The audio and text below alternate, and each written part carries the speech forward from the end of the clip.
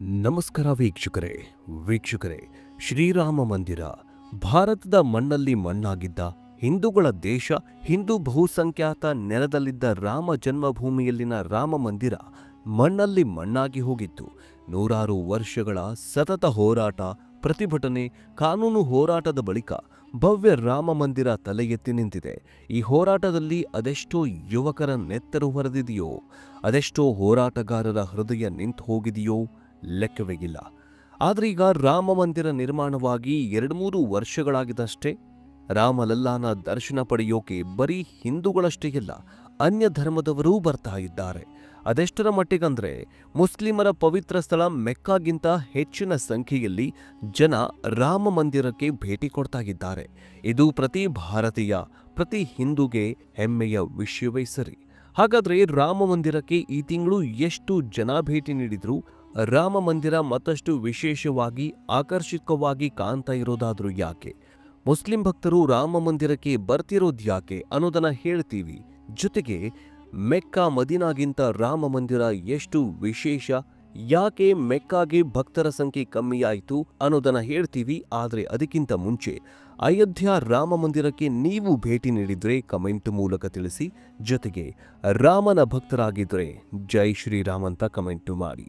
ಬನ್ನಿ ವಿಡಿಯೋವನ್ನ ಶುರು ಮಾಡೋಣ. ಒಂದು ಕಾಲದಲ್ಲಿ ಇಡೀ ಬ್ರಹ್ಮಾಂಡ ಹಿಂದೂ ರಾಷ್ಟ್ರವಾಗಿತ್ತು. ಆದರೆ ಕಾಲಕ್ರಮೇಣ ಚಿತ್ರಣವೇ ಬದಲಾಗಿ ಹೋಗ್ಬಿಟ್ಟಿತ್ತು. ಭಾರತದ ಅಕ್ಕಪಕ್ಕದ ದೇಶಗಳು ಒಂದು ಕಾಲದಲ್ಲಿ ಹಿಂದೂಗಳಿಂದ ತುಂಬಿ ತುಳುಕ್ತಾಗಿತ್ತು. ಆದರೆ ಬಾಬರನಂತಹ ರಾಜನ ಆಕ್ರಮಣದಿಂದಾಗಿ ಎಲ್ಲವೂ ನಾಶವಾಗತ್ತೆ. ಬರೀ ಅಕ್ಕಪಕ್ಕದ ರಾಷ್ಟ್ರಗಳನ್ನ ಧ್ವಂಸ ಮಾಡಿರಲಿಲ್ಲ, ಭಾರತಕ್ಕೂ ಬಂದು ಹಿಂದೂ ದೇಗುಲಗಳನ್ನ ಧ್ವಂಸ ಮಾಡಿ ಇಸ್ಲಾಂ ಧರ್ಮ ಸ್ಥಾಪನೆ ಮಾಡೋದಕ್ಕೆ ಶುರು ಮಾಡಿದ್ದ. ಆದರೆ ಮರಾಠರು, ಅದರಲ್ಲೂ ಶಿವಾಜಿಯಂತಹ ಹಿಂದೂ ಹುಲಿಗಳು ಬಾಬರನ ಅಂತ್ಯ ಮಾಡಿದ ಬಳಿಕ ಹಿಂದೂ ರಾಷ್ಟ್ರ ಮತ್ತೆ ಮರುಸ್ಥಾಪನೆಯಾಗತ್ತೆ. ಆದ್ರೆ ಈಗ ಕಾಲ ಬದಲಾಗ್ತಾ ಇದೆ. ಅಂದು ಬಾಬರ ಯುದ್ಧ ಮಾಡಿ ಅಟ್ಯಾಕ್ ಮಾಡಿ ಇಸ್ಲಾಂ ಧರ್ಮಕ್ಕೆ ಕನ್ವರ್ಟ್ ಮಾಡ್ತಾ ಇದ್ದ. ಆದ್ರೆ ಈಗ ಅದೆಷ್ಟೋ ಇಸ್ಲಾಂ ರಾಷ್ಟ್ರಗಳಲ್ಲಿ ಜನ ಹಿಂದೂ ಧರ್ಮಕ್ಕೆ ಕನ್ವರ್ಟ್ ಆಗ್ತಾ ಇದ್ದು, ಸೌದಿ ಅರೇಬಿಯಾ ಸೇರಿದಂತೆ ಅನೇಕ ದೇಶಗಳಲ್ಲಿ ಹಿಂದೂ ಧರ್ಮದ ಜನರ ಸಂಖ್ಯೆ ಹೆಚ್ಚಳವಾಗ್ತಾ ಇದೆ. ಕಾರಣ ಹಿಂದೂ ಧರ್ಮದ ಆಚಾರ ವಿಚಾರಗಳು.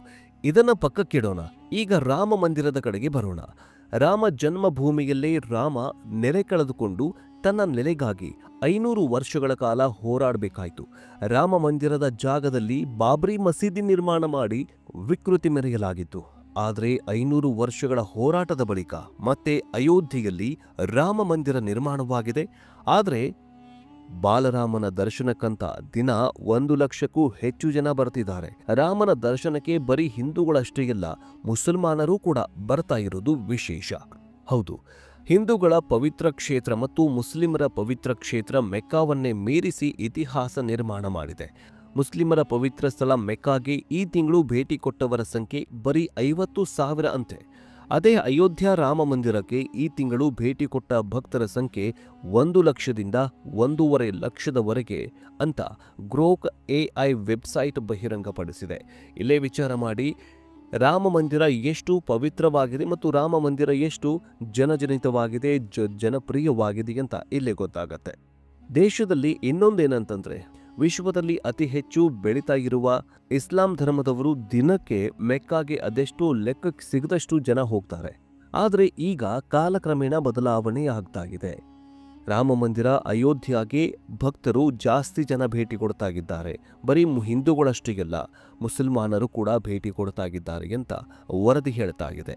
ಇನ್ನು ರಾಮ ಮಂದಿರವನ್ನ ವ್ಯಾಟಿಕನ್ ಸಿಟಿ ಹಾಗೂ ಮೆಕ್ಕಾ ಮಸೀದಿಗಿಂತಲೂ ವಿಸ್ತಾರ ಮಾಡಲಾಗಿದೆ. ವಾಲ್ಮೀಕಿ ರಾಮಾಯಣದ ಕೇಂದ್ರ ಬಿಂದು ಪುಣ್ಯ ಪುರುಷ ಭಗವಾನ್ ರಾಮನ ಜೀವನ ಚರಿತ್ರೆಯ ರೋಚಕ ಅಂತೆ.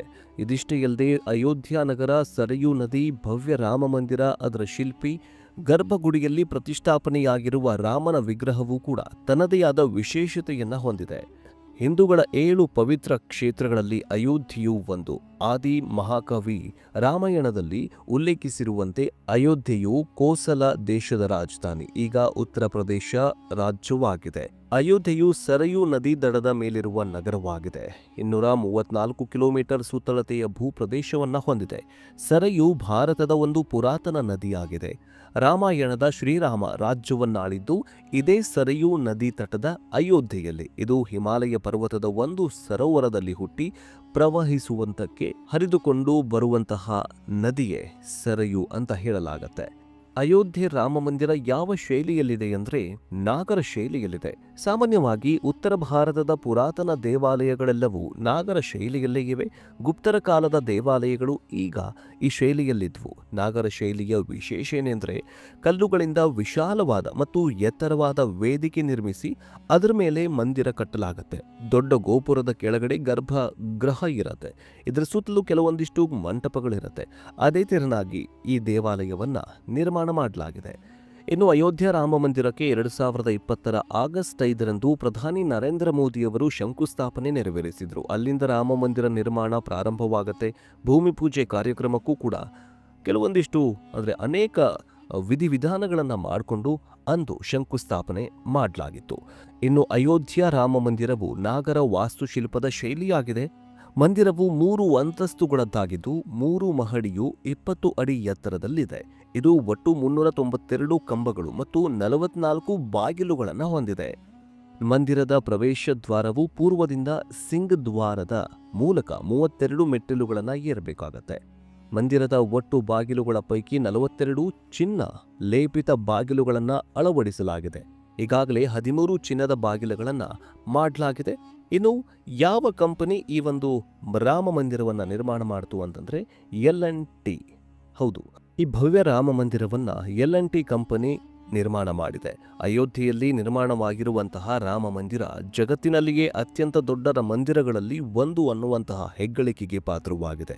ರಾಮ ಮಂದಿರದ ಎತ್ತರ 161 ಅಡಿ, 380 ಅಡಿ ಈ ದೇವಾಲಯದ ಉದ್ದ, 250 ಅಡಿ ಅಗಲ, 84,000 ಚದರ ಅಡಿ ದೇವಾಲಯದ ವಿಸ್ತೀರ್ಣ. ಇನ್ನು ಇಷ್ಟೆಲ್ಲ ಭವ್ಯ ರಾಮ ಮಂದಿರ ನಿರ್ಮಾಣವಾಗತ್ತೆ. ಅದರೊಳಗಡೆ ಬಾಲರಾಮನ ಪ್ರತಿಷ್ಠಾಪನೆಯೂ ಕೂಡ ಆಗಿದೆ. ಬಾಲರಾಮನ ಅಂದರೆ ಅಯೋಧ್ಯೆಯ ರಾಮ ಮಂದಿರದ ಗರ್ಭಗುಡಿಯಲ್ಲಿ ಪ್ರತಿಷ್ಠಾಪನೆಯಾಗಿರುವ ರಾಮಲಲ್ಲಾನ ವಿಗ್ರಹವನ್ನ ಕೆತ್ತಿರೋದು ಅರುಣ್ ಯೋಗಿರಾಜ್. ಇವರು ಕರ್ನಾಟಕದ ಮೈಸೂರು ಮೂಲದ ಶಿಲ್ಪಿ.